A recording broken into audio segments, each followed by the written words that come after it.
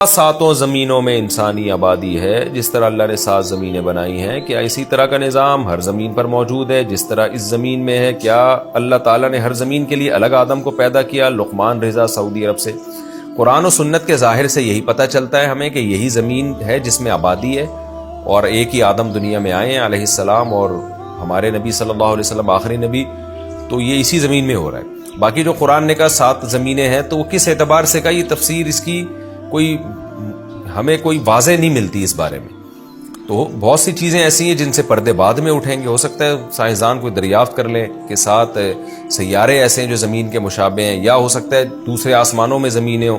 ابھی تو ایک آسمان ہی کراس نہیں، یعنی اس تک ہی سائنس نہیں پہنچ سکی ہے، تو ہو سکتا ہے وہ 7 ہر آسمان میں ایک زمین ہو جس کا ایک نظام ہو۔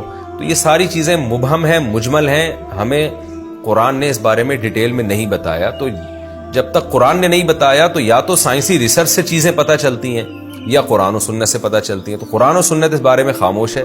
اب سائنسی کا انتظار کریں کہ ہو سکتا ہے سائنسدان پہلا آسمان دریافت کر لیں اور پھر دوسرا دریافت کر لیں، اور اس میں اسی طرح کا نظام شمسی دریافت ہو جائے۔ تو ہمیں نہیں پتہ اس بارے میں۔